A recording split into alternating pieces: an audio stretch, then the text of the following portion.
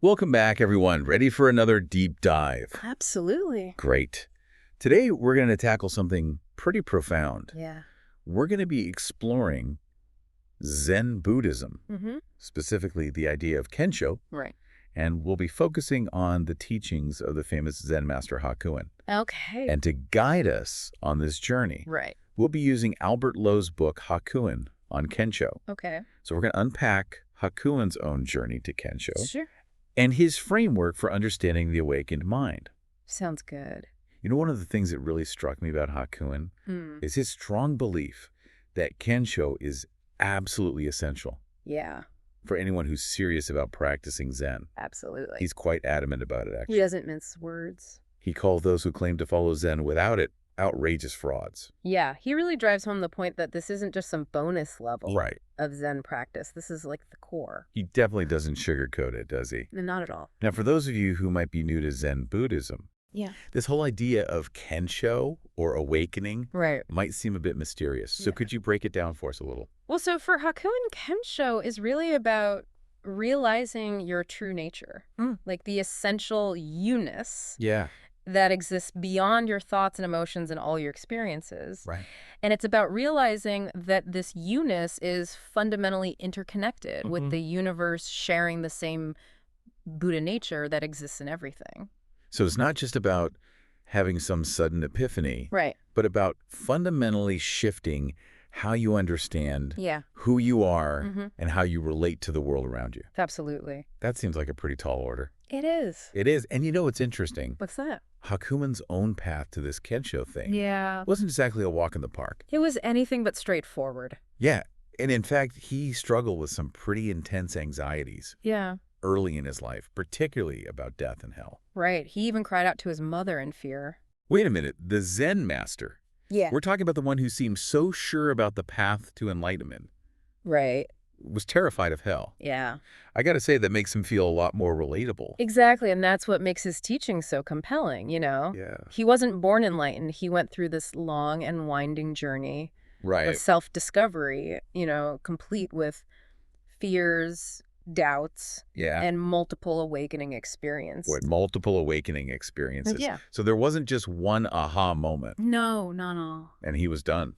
Hakuin's journey really challenges that common misconception about enlightenment. Right. You know, he experienced this pivotal awakening with his teacher, Shoju, Okay. who, by the way, would often berate Hakuin, Really? calling him a poor hole-dwelling devil. Wow. Okay. But even after this really profound experience, Hakuin continued to have deeper and more nuanced awakenings. Wow. Being called a hole-dwelling devil by your Zen master Right. doesn't exactly sound like a recipe for inner peace. It doesn't, does it? But I guess it kind of highlights that the path to awakening Yeah. can be pretty challenging and unpredictable. Absolutely. And it emphasizes that awakening isn't this one-time event. Right. It's this ongoing process of deepening your awareness and your understanding. That makes sense. And to help us navigate this process, Yeah.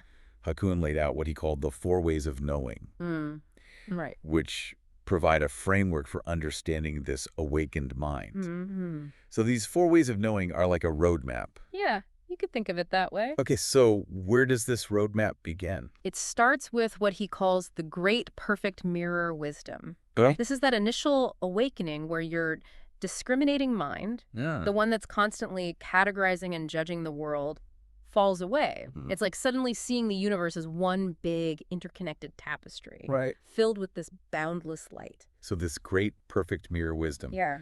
does it challenge our typical way of seeing ourselves as Yeah. separate individuals? Exactly. It shatters that illusion of separateness Okay. and reveals this really profound interconnectedness between everything. That's pretty radical. It is. And Hakuin actually connected this level of knowing Yeah. to the concept of Dharmakaya, Right. which is often translated as the pure body of reality. Yeah, or the ground of being. Okay, so think of it as the very essence of existence, Exactly. the source from which everything arises. Mm-hmm. So the Dharmakaya is like this underlying reality, Right. that fundamental interconnectedness of all things. Yeah.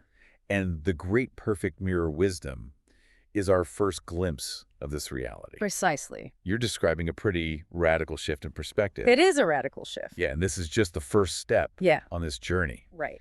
Hakuin's second way of knowing is called the universal nature wisdom. Okay. And it takes this whole idea of interconnectedness a step further. Right.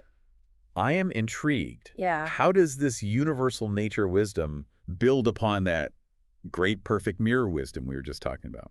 So in the universal nature wisdom, Yeah. you come to realize that everything you experience, everything sights, sounds, thoughts, feelings, Even the bad stuff. even those frustrating moments that make you want to pull your hair out, Okay. they're all expressions of your own awakened nature. Mm. This means recognizing that everything, Everything. even a cracked cup, as Yasupani Roshi put it, I remember that. is a perfect manifestation of the Dharmakaya, Okay. that pure body of reality we were just talking about. Hold on. So even a frustrating coworker or a traffic jam is a manifestation of my awakened nature. It is. It's a tough pill to swallow. It is a challenging concept. Okay. But Hakuin isn't suggesting that these experiences are inherently Right. good or bad. Okay. He's saying that they're all arising from that same source, that same fundamental ground of being. Okay. Imagine you're watching a movie. All right. You might experience a whole range of emotions. Yeah. But, it's all part of the same film, Right. ultimately unfolding from the same source. So it's about seeing the world with a wider lens, recognizing the interconnectedness of everything, without getting so caught up in those immediate judgments of good or bad. Exactly. Okay, I'm starting to see how this universal nature wisdom Right. adds another layer to that great perfect mirror wisdom. Yeah. First, you see the interconnectedness. Then you see how everything is part of that interconnected web, Right. even the things that might initially seem unpleasant. Exactly. But how do we make sense of the world Yeah. through this lens? That's a good question. I mean, how do we tell a tree from a mountain Right. when you're good from bad? Right. That's where the third way of knowing comes in. Okay. Marvelous observing wisdom. Marvelous observing wisdom. Okay. This is the ability to discern and differentiate between things without judgment. Okay. You can still see the unique qualities of a tree or a mountain, but you recognize their inherent perfection. Even the cracked cup. Even the cracked cup, Right. without feeling the need to label them as good or bad. So instead of losing the ability to see differences, Right. it's about transcending the need to label them as good or bad, right or wrong. Precisely, you're developing this clear, unbiased perspective, appreciating the intricate details of reality Okay. without getting caught up in those habitual judgments. That makes sense. Yeah. So first you see the unity. Right. Then you see how everything is part of that unity. And then you can appreciate those unique qualities without those judgments. Exactly. These ways of knowing seem to build upon each other so beautifully. They do. But where does action fit into all this? Is Kensho just about sitting quietly and contemplating the universe? That's a great question, and it brings us to that final and perhaps most important way of knowing. Right. Perfecting of action wisdom. Hey. Perfecting of action wisdom. Yeah. Okay. This is where your understanding of reality actually translates into effortless action. Your actions flow naturally from your awakened state Okay. without the usual struggles of your ego and desire. So it's about acting in a way that's aligned with your awakened nature Yeah. rather than reacting to the world from a place of ego. Exactly. It's about living in a state of flow where your actions are in harmony with the universe Right. rather than driven by self-interest or attachment. Exactly. That sounds incredibly liberating, It is. but also a bit daunting. It can be. So how do we cultivate this Right. perfecting of action wisdom in our everyday lives? That's a question. Do we just wait for enlightenment to strike Right. and hope our actions magically fall into place? That's a question we'll delve into further as we continue our deep dive, so stay tuned. All right. As we explore how these 4 ways of knowing can be cultivated and integrated into your life. Sounds good. So we've been exploring these 4 ways of knowing, We have. and they sound incredibly profound. They are. But I think I speak for many of us when I say it's hard to imagine how these concepts actually translate into everyday life. Yeah. I mean, how can these teachings help us navigate Right. the challenges of work relationships and just, being human? Yeah, that's where Hakuin's emphasis on practice after awakening comes into play. Okay. He wasn't advocating for some kind of passive bliss out Right. after you have your aha moment. Right. Instead, he understood that even after those initial bursts of insight, there's still a lot of work to do. Okay. You could think of it like learning a language. Okay. You might grasp the basic grammar. Right. But to become truly fluent, you need consistent practice and immersion. So we don't just achieve enlightenment and then coast on that initial momentum. Yeah. It sounds like we need to actively integrate these ways of knowing into our lives. Yeah, absolutely. But how do we actually practice these concepts, though? That's the question, isn't it? Yeah, is it simply a matter of, more meditation? Well, while meditation is certainly a key practice in Zen Buddhism, Hakuin talks about shining through every experience. Okay. Regardless of whether it's pleasant or unpleasant, simple or complex, you could think of it as becoming like a light bulb that illuminates even the darkest corners of your mind. Okay. I'm trying to picture myself as a walking, talking light bulb. Right. Shining through a particularly frustrating meeting at work. Yeah. But on a serious note, how does one shine through those difficult moments? Yeah. Are we supposed to pretend everything is sunshine and rainbows? Right. Even when it clearly isn't? No, it's not about denying or suppressing difficult emotions. It's more about seeing through them. Recognizing that they too are arising from that same ground of being, that same Buddha nature we discussed earlier. Right. Remember the cracked cup? Yeah. Even in its imperfection, it remains a manifestation of that fundamental interconnectedness. That makes sense. So instead of getting swept up in the drama of labeling things as good or bad, we're aiming to cultivate a sense of acceptance, acknowledging that everything is arising from that same source. Precisely. Would you say this ties into the idea of equanimity? Absolutely. That we often hear about in Buddhist teachings. Yeah, equanimity is that sense of calmness and balance that we can cultivate in the face of life's inevitable ups and downs. Right. Imagine you're watching a movie. Okay. You can get swept up in the plot. Yeah. Laugh, cry, feel a whole range of emotions. Right. But at the same time, it's just a movie. You're not personally invested in the outcome. Right. You're simply observing the unfolding events. So it's like becoming the observer of our own lives. Yeah. Even while we're actively participating in them. Exactly. That sounds like it could be a real game changer. It is. In terms of managing stress and navigating challenging situations. It's about developing a spaciousness within yourself.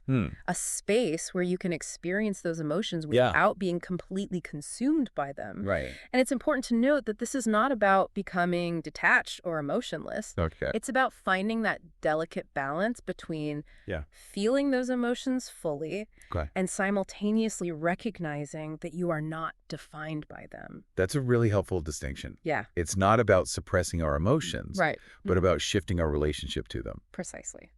But I'm still curious about how this all ties into action. Okay. How does shining through those experiences actually translate into how we behave in the world? That's where things get really interesting. As you cultivate this sense of equanimity and clarity, your actions naturally become more aligned with your awakened nature. Okay. You're less driven by ego, by the need to control or manipulate. Okay. And you start to act from a place of greater compassion and wisdom. So as we deepen our understanding of the four ways of knowing, our actions spontaneously become more aligned with that understanding. Yeah. With that awareness of interconnectedness. Precisely. And this doesn't mean you become some sort of passive pushover, just letting life happen to you. Yeah. It's more about acting with intention and clarity, but without that heavy baggage of ego driving your every move. You're not constantly reacting from that limited sense of self. Okay, I think I'm starting to grasp the practical implications here. Yeah. It's about bringing that mindful awareness we cultivate in meditation into every aspect of our lives. Absolutely. Whether it's, washing the dishes, having a difficult conversation, or navigating the complexities of our work. Right. It sounds like Hakuin believed that awakening isn't something that happens in isolation, but rather something that should permeate our entire being. Exactly.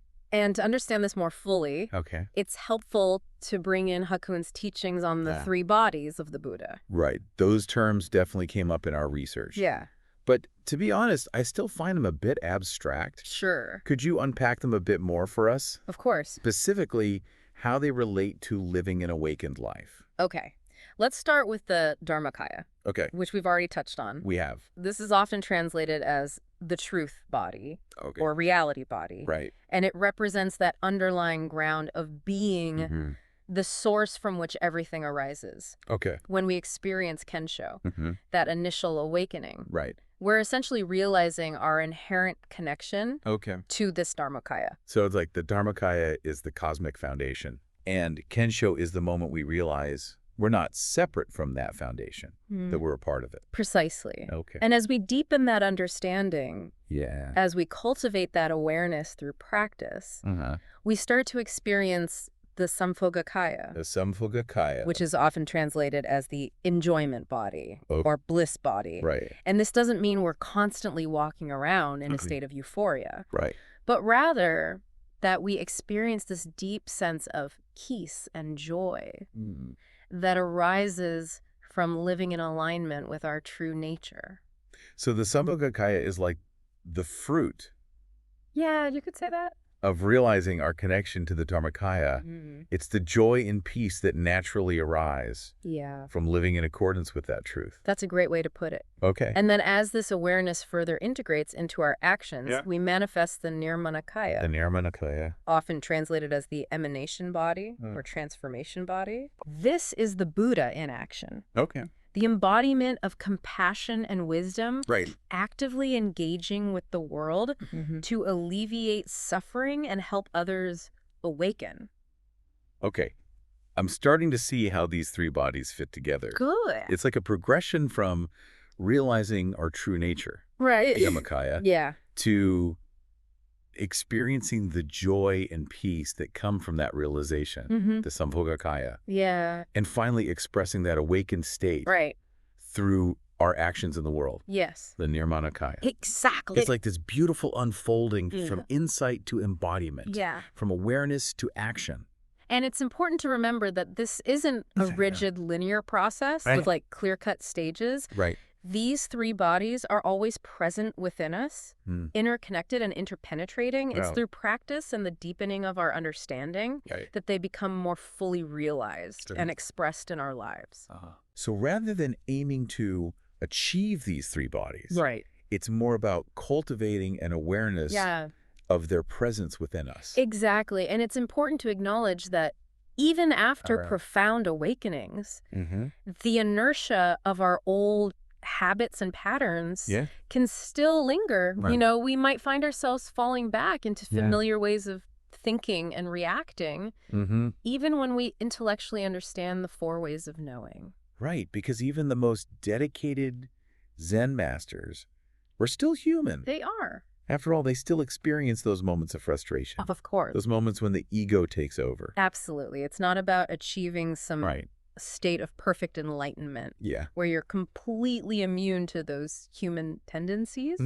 It's about recognizing when we've fallen back into those old patterns and gently guiding ourselves back to that awakened state. So it's an ongoing process of refinement, of deepening our understanding and refining our actions. Precisely. And that's where Hakuin's teachings on compassion become so vital.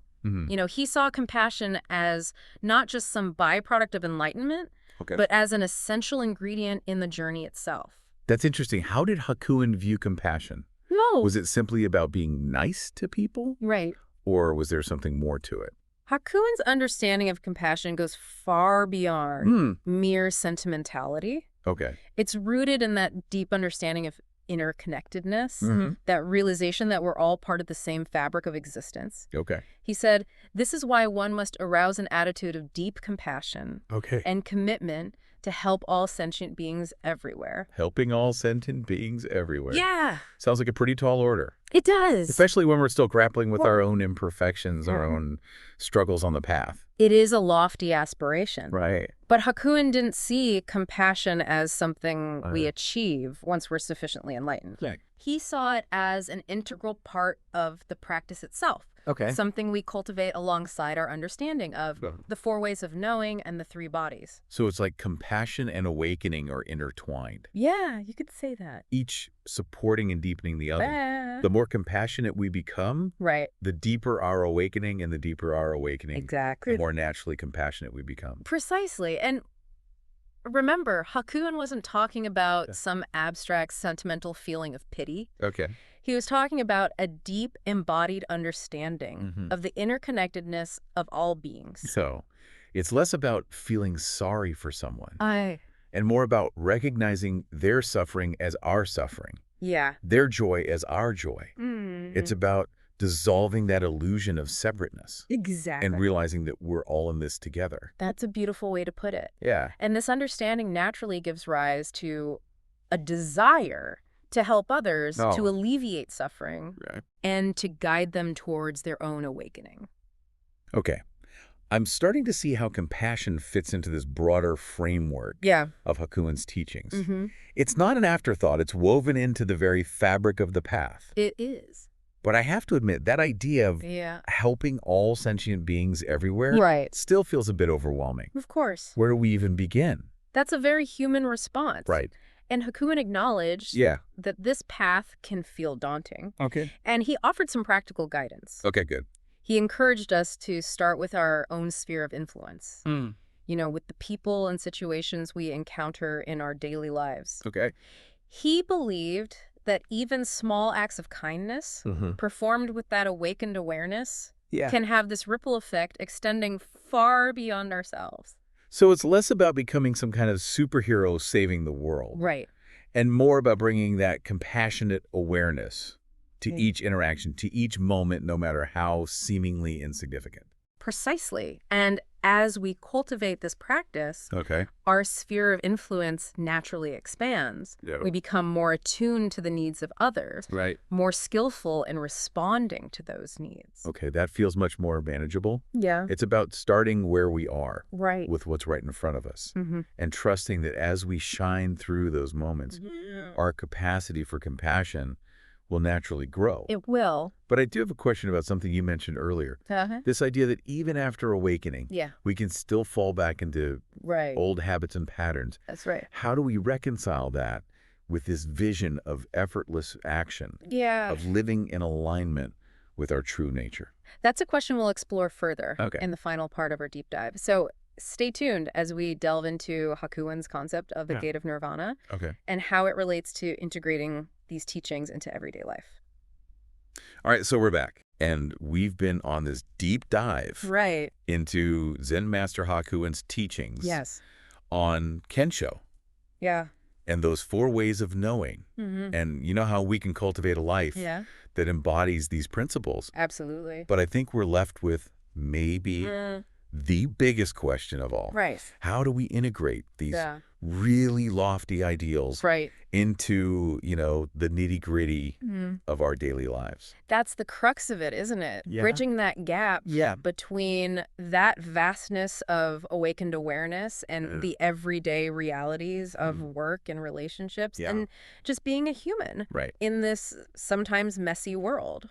Yeah, and thankfully, Hakuin had some pretty insightful things to say. He did. About this, particularly his teachings on what he called the gate of nirvana. The gate of nirvana. Okay. It sounds pretty grand. It does sound pretty grand, but I gotta admit, it also feels a bit intimidating. Sure. Is this some sort of ultimate destination that we need to strive for? Yeah. Or is there something more to it? Well, it's actually both profound and deceptively simple. Okay.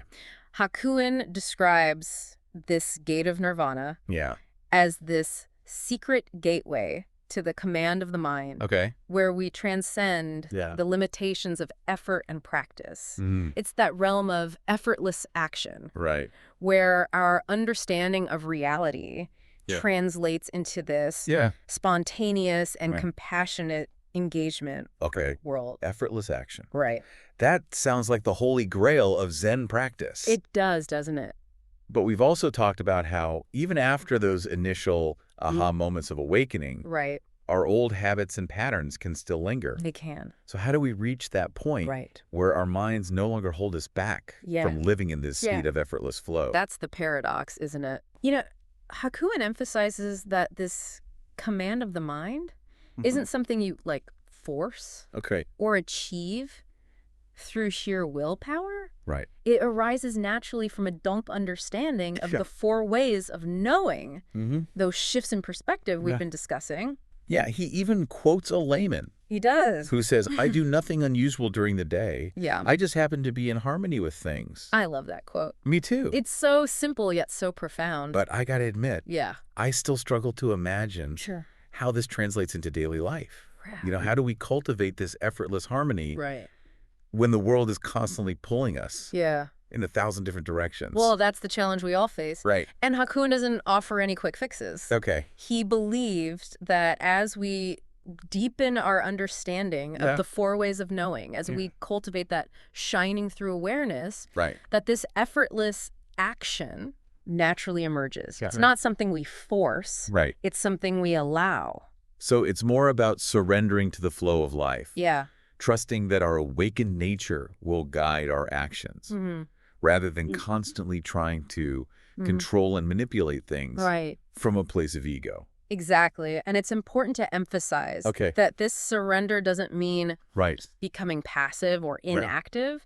It's about acting with intention and clarity, but without that heavy baggage of ego dictating our every move. We become more like a clear channel, allowing our actions to flow from that deeper well of wisdom and compassion.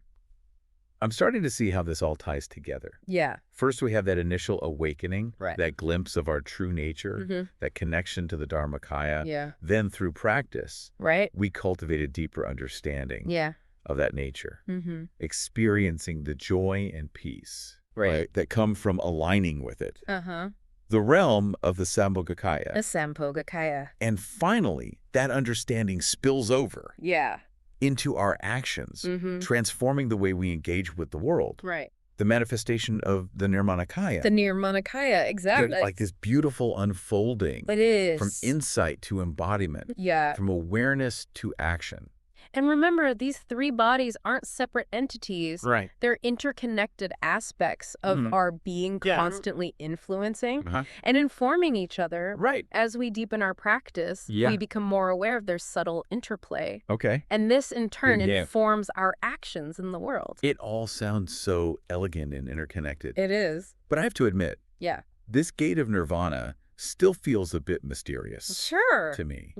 Is this something we achieve? Like some sort of final destination on the path?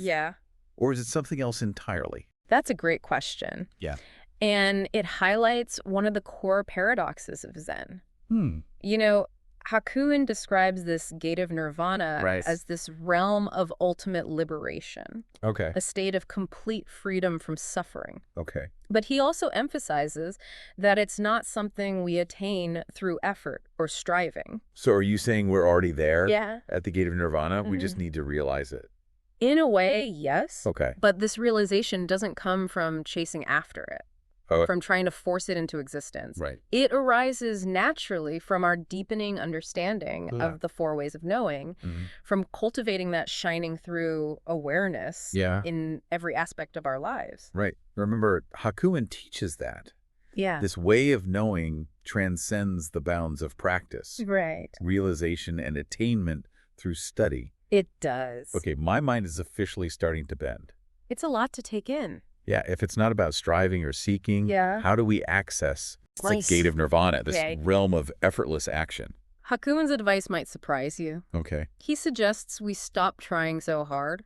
You know, we need to let go of our attachment to outcomes, to achieving some specific state of enlightenment, and instead simply allow ourselves to be present with what is. So we need to surrender even our desire for enlightenment. It seems kind of counterintuitive, doesn't it? It does go against our usual way of thinking, but that's the beauty of Zen.